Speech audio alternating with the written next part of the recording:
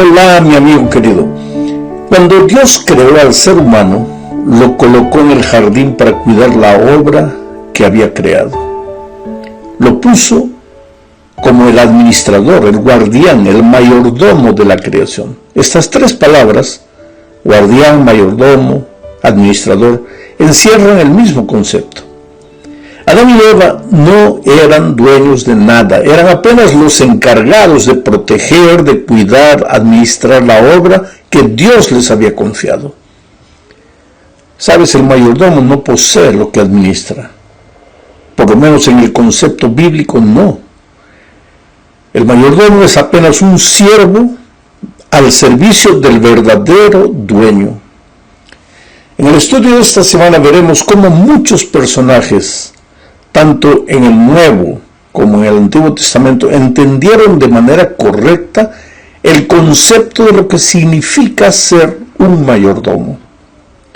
Empezaremos diciendo que la palabra mayordomo se encuentra pocas veces en el Antiguo Testamento, en el sentido en que la usaremos durante este trimestre. El Antiguo Testamento se enfoca más en presentar el dominio de Dios sobre todas las cosas creadas. Eso es lo que enfoca más, no tanto en definir al ser humano como su mayordomo, sino en mostrar a Dios como el dueño de todo. Es como si quisiera dejar bien claro que nada de lo que existe en este mundo le pertenece al ser humano.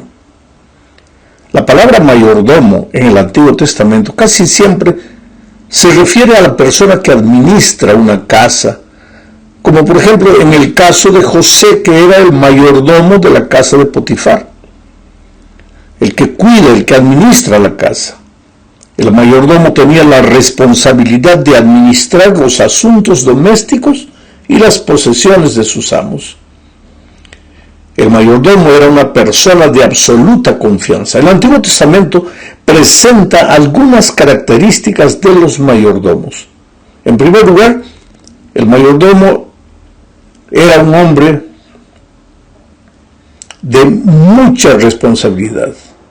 Los mayordomos eran elegidos no solo por sus habilidades para administrar, sino principalmente por su fidelidad. De nada valdrían sus capacidades si él no fuera fiel. Por tanto, los mayordomos tenían todo el respeto y la confianza de sus amos. En el caso de José, esa confianza es lo que lo motivó para rechazar las propuestas de la esposa de Potifar.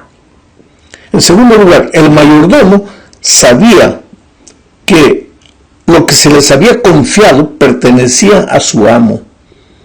Él era consciente de que él apenas era un administrador y pues debería administrar los bienes de su señor como su señor administraría y no como él deseaba hacerlo. Esto es clave. Los mayordomos saben cuál es su lugar. Ellos no son dueños, son apenas administradores. En tercer lugar, cuando los mayordomos tomaban para uso propio lo que se les había confiado, o sea, cuando eran pésimos administradores, cuando frustraban la confianza del dueño, la relación de confianza con el amo se malograba y eran despedidos del trabajo. Ese es el caso, por ejemplo, que encontramos registrado en Isaías 22. Sebna era mayordomo en la casa del rey Ezequías. Por tanto, gozaba de una posición influyente, inferior tan solo a la del rey, y pues se esperaba que fuese fiel en el cumplimiento de su deber. Sin embargo, aunque debería haber dado prioridad a los asuntos de la nación y de la casa del rey, Sebna buscó la gloria para sí mismo. Usó los bienes del rey para provecho propio. Se estaba haciendo labrar en lo alto de un peñasco una tumba lujosa, comparable a la tumba del rey. Dios desde el cielo lo observó e inspiró a Isaías para darle a Sebna esta advertencia. Está registrada en Isaías 22, 17 al 19. Dice: mira que el Señor va a llevarte en duro cautiverio y te cubrirá el rostro, te hará rodar con fuerza como una rueda por el llano, y así morirás. En eso acabarán tus espléndidos carros. Tú, que eres la vergüenza de la casa de tu amo, yo te arrojaré de tu puesto, te destituiré. Interesante, creo, que aquí vemos que por ser tan egoísta en el uso, en la administración de los bienes del rey, Sebna no tendría ni siquiera una tumba corriente en Jerusalén, sino que sería arrojado como se lanza una piedra para que muriera en la tierra lejana. Estas palabras encierran una advertencia para todos los seres humanos, que somos mayordomos de Dios, a quienes Él nos ha confiado los bienes divinos. Vamos a la segunda parte. Aquí veremos el concepto de mayordomía en el Nuevo Testamento. Las dos palabras básicas para mayordomo en el Nuevo Testamento son epitropos, que aparece 3 veces, y oikonomos, que se presenta unas 10 veces. Ambas palabras describen trabajos que involucran responsabilidades administrativas que el propietario le confía al mayordomo. Tanto en el Nuevo Testamento como en el Antiguo Testamento, los mayordomos se definen por lo que hacen. ¿Qué es lo que hacen? Administran. No son dueños de lo que tienen bajo su control. Ellos son apenas administradores, guardianes, mayordomos. Son cuidadores que administran o deben administrar con sabiduría lo que es ajeno, lo que le pertenece al dueño.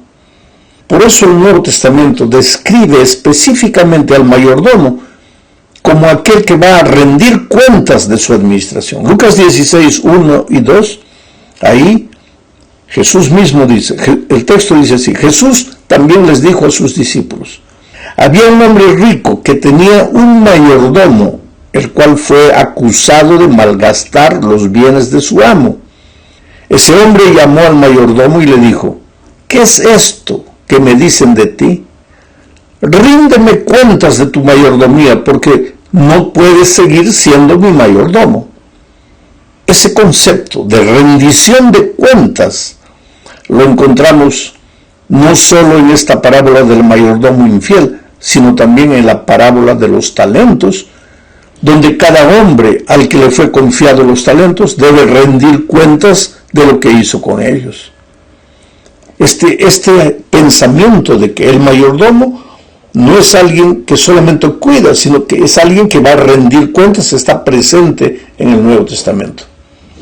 Debemos decir algo más. El concepto de mayordomo en ambos testamentos es muy parecido, pero en el Nuevo Testamento se expande el concepto más allá de la simple administración doméstica y de la rendición de cuentas de una casa. En la parábola del mayordomo infiel, registrada en Lucas 16, por ejemplo, Jesús amplía la definición del mayordomo. La lección va más allá de la pésima administración de un mayordomo infiel, sino que la parábola entra en una aplicación espiritual que hace el propio Señor Jesucristo. Jesús utiliza el término mayordomo en forma metafórica. Dice que el mayordomo sabio está listo para el regreso del Hijo del Hombre, y describe al mayordomo infiel como alguien que ha dejado de preocuparse porque el amo demoró en regresar. Quiere decir, el mayordomo infiel se ha convertido en un tirano, se ha vuelto abusivo con los que le rodean. Ya no es un modelo de buenas obras, ni un administrador de la gracia. De acuerdo con este pensamiento, un mayordomo sabio se preparará para, después del regreso de Jesús, más allá del aquí y del ahora. Veamos, para completar este concepto, lo que dice primera a los Corintios capítulo 4, versículos 1 y 2. Dice: todos deben considerarnos servidores de Cristo y administradores de los misterios de Dios. Ahora bien, De los administradores se espera que demuestren ser dignos de confianza. Y esto no tiene que ver solamente con las cosas, con el dinero, con las propiedades. Tiene que ver con los misterios de Dios. O sea, el concepto bíblico de administración va más allá de las simples cosas materiales. Ahora veamos lo que dice Primera de Pedro capítulo 4 versículos 10. Ponga cada uno al servicio de los demás el don que haya recibido y sea un buen administrador de la gracia de Dios en sus diferentes manifestaciones. Quiere decir, Dios nos ha dado a cada uno diferentes talentos, diferentes dones, diferentes cosas. En el aspecto de dinero, a unos les ha dado más, a otros menos. En el aspecto de los dones espirituales, a unos les ha dado más, a otros menos. Eso está claro en la parábola de los talentos, donde uno recibe 5, el otro recibe 3, el otro recibe 1, pero no hay nadie que no haya recibido por lo menos un talento. Así son las cosas con Dios. Pero tanto el de 5 como el de 1 van a tener que rendir cuentas.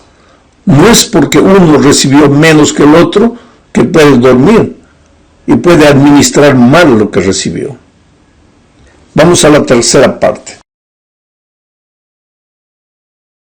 Aquí veremos que Dios nos ha hecho también mayordomos de sus misterios, no solo de las cosas materiales. Leamos lo que dice Colosenses capítulo 2, versículos 2 y 3. Aquí Pablo registra una razón por la cual oraba en favor de los creyentes. ¿Y por qué oraba? Dice, para que su corazón, el corazón de los creyentes, se anime y para que permanezcan unidos en amor, hasta que alcancen todas las riquezas que provienen de la convicción y del entendimiento, para que conozcan el misterio de Dios el Padre y de Cristo, en quien se hallan escondidos todos los tesoros de la sabiduría y del conocimiento. ¿A qué misterio se refiere Pablo aquí? Básicamente al misterio de la salvación. Sí, porque la salvación, mi querido, es un misterio. Jamás la mente humana podrá entenderla por completo. En la eternidad seguiremos estudiando el misterio del amor divino y nunca lo entenderemos por completo. ¿Cómo un Dios de amor? ¿Qué necesidad tenía un Dios de amor? Un Dios eterno, de enviar a su Hijo a este mundo para morir, para rescatar una raza rebelde. El ser humano no puede entender eso. Ese es un misterio. Como un Dios eterno se hizo carne en la persona de Cristo. Un misterio. A veces nosotros queremos entender todo, explicar todo en el mínimo detalle. No podemos. Ahora, el hecho de que no podemos entender no quiere decir que no debemos estudiarlo. Pero debemos entender que el misterio divino es un misterio y se nos ha confiado ese misterio de la salvación. Así como el misterio de la salvación, hay muchos otros misterios en esta vida. Preguntas que nos hacemos y que aparentemente no tienen respuestas. ¿Por qué un niño nace deficiente? ¿Qué culpa tiene? ¿Por qué un niño de 3 años muere en un accidente terrible? ¿Dónde está el Dios de amor? Misterios que no entendemos. ¿Por qué los ricos vencen y los fieles a Dios muchas veces sufren derrotas? Son misterios que no podemos entender. Y Dios nos colocó como administradores de esos misterios. ¿Qué significa? Que nosotros, con nuestra actitud, con nuestra manera de vivir, debemos mostrar al ser humano que para creer en las cosas divinas no es necesario entender todo. Hay que creer. Y creer significa confiar. Y confiar no se confía en alguien que no se conoce. Para confiar hay que conocer. ¿Cómo puedes confiar en Dios si no lo conoces? ¿Y cómo puedes conocerlo si no convives con Él? Por lo tanto, estudiar la palabra de Dios, orar todos los días, compartir el Evangelio con otros, Esas son las maneras de convivir con Dios. Y cuanto más convives con Dios, más confías en Él. Y entonces los misterios no te incomodan, porque aunque tú no entiendes las cosas, tú crees. ¿Te acuerdas del paralítico que estaba en el estanque de Betesda? Jesucristo se aproximó de él y le dijo: levántate, toma tu lecho y anda. Si el paralítico hubiera dicho: pero Señor, ¿cómo me voy a levantar si estoy paralítico? No me siento sano. Pues se hubiera quedado paralítico el resto de la vida. Pero aunque no sentía nada, aunque no entendía nada, creyó en la palabra redentora, se levantó y anduvo. Muchos de nosotros estamos paralíticos en la vida espiritual, arrastrando nuestros sueños en esta vida. No tenemos el valor de levantarnos, de creer en la palabra redentora y salir adelante. Pues nuestra vida como creyentes debe ser un ejemplo para las personas que no conocen a Jesucristo. Por en ese sentido somos administradores de los misterios divinos. En la cuarta parte veremos que también somos administradores de la verdad espiritual. Aquí encontramos otro pensamiento que va más allá de las cosas materiales. Dios nos confió también su verdad, la palabra de su verdad, la verdad de su palabra. Somos mayordomos de la palabra. ¿Cómo deberíamos cumplir nuestra misión con relación a su palabra? Por lo menos de tres maneras. Primero, estudiándola. El cristiano tiene que estudiar la palabra de Dios. Estudiar la palabra de Dios no es leer y salir corriendo. Estudiar la palabra de Dios es sentarse, meditar, analizar, masticar espiritualmente cada versículo. Sentarse, leer un versículo y levantar los ojos al cielo y decir: Dios mío, ¿qué me quieres decir a través de este estudio, a través de este texto? Entonces estás estudiando realmente la palabra de Dios. Pero eso es tu primera responsabilidad con la palabra. La segunda, vivirla. Porque de nada te vale estudiar la palabra de Dios si no la vives. El otro día alguien me dice: pastor, mira, yo estudio la palabra de Dios, pero no funciona. ¿Cómo no funciona? Si nunca la has practicado, ¿cómo no funciona? Si tú me das una receta para preparar un plato delicioso y yo no la sigo, pues nunca me va a salir el plato. Tengo que seguir la receta.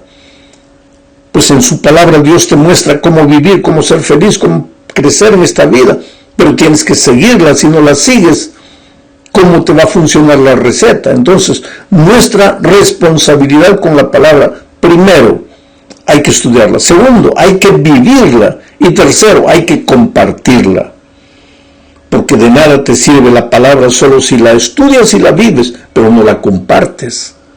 Hay que salir, hay que contar lo que has estudiado, lo que ha traído paz a tu corazón. Hay que compartir la palabra con otras personas.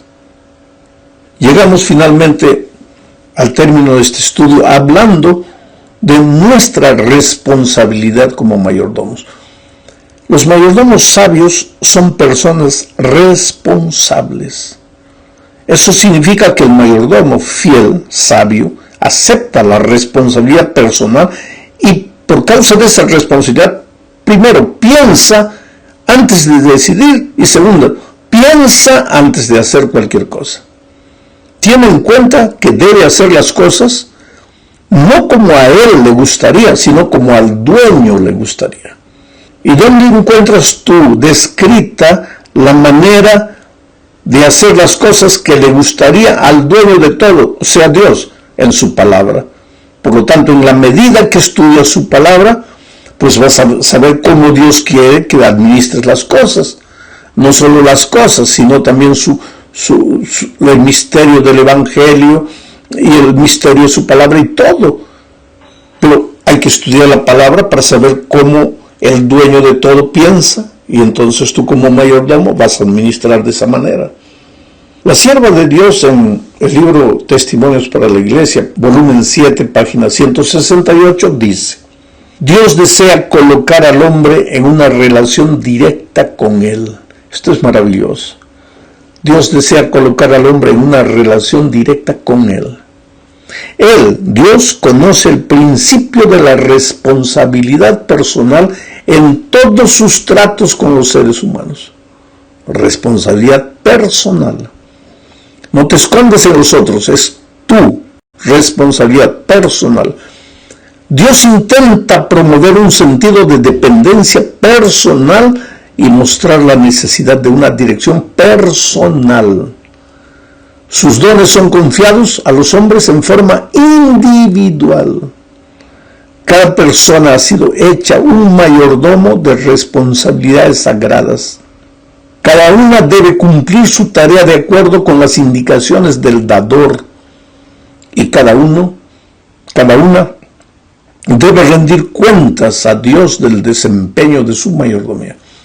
Mira cuántas veces se enfatiza la palabra personal, personal, personal, individual.